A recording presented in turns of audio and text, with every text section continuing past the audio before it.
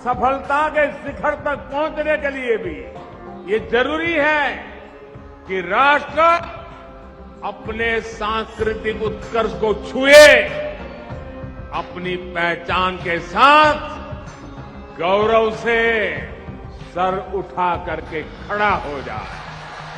केदारनाथ, बद्रीनाथ तीर्थ क्षेत्र में विकास के नए अध्याय लिखे जा रहे हैं।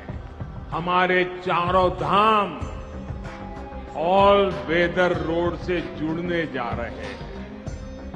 इतना ही नहीं, हेमकुंड साहिब रोपवे से जुड़ने जा रहा है। प्रधानमंत्री श्री नरेंद्र मोदी जी के नेतृत्व में भारत के धार्मिक और आध्यात्मिक स्थलों को एक नई पहचान मिल रही है। इसी कड़ी में आजादी के बाद उत्तराखंड पहली बार विकास की अनगिनत महत्वपूर्ण परियोजनाओं का साक्षी बन रहा है। इन्हीं में शामिल है सनातन धर्म की आस्था के केंद्र केदारनाथ और बद्रीनाथ धाम में हो रहे विकास कार्य, जो न सिर्फ धार्मिक और आध्यात्मिक चेतना का नव निर्माण कर रहे हैं, बल्कि सामाजिक और आर्थिक विकास की नई इबारत लिख रहे हैं। विकास के इसी संकल्प के तहत प्रधानमंत्री श्री नरेंद्र मोदी जी द्वारा 21 अक्टूबर को उत्तराखंड की सीमांत गांव माड़ा में 3,427 करोड़ रुपए की 2 सड़कों और 2 रोपवे प्रोजेक्ट की आधारशिलाएं रखी जा रही हैं।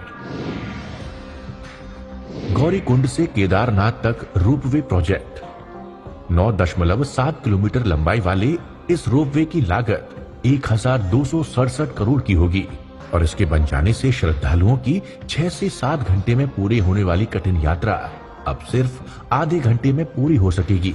इसी तरह गोविंद घाट से हेमकुंड साहिब तक की दूरी 36 घंटे में तय की जाती है, लेकिन अब गोविंद घाट से हेमकुंड साहिब पर 1,163 करोड़ की लागत से बनने वाले 12.40 किलोमीटर लंबे इस रोपवे के निर्माण के बाद ये दूरी सिर्फ 45 मिनट में तय की जा सकेगी।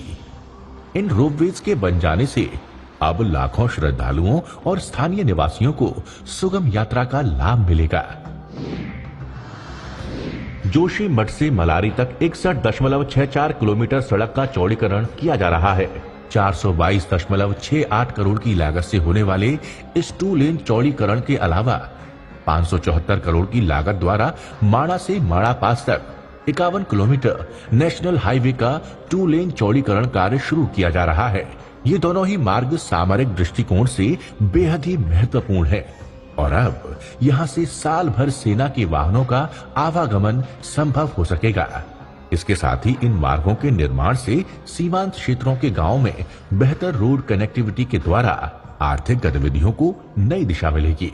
इन महत्वपूर्ण कार्यों का शिलान्यास प्रधानमंत्री जी द्वारा किया जा रहा है, जिससे उत्तराखंड के सीमांत क्षेत्रों में पलायन रुकेगा, पर्यटन और अन्य आर्थिक गतिविधियों को बढ़ावा मिलेगा, साथ ही स्थानीय लोगों के लिए रोजगार की नई संभावनाओं का सृजन हो सकेगा।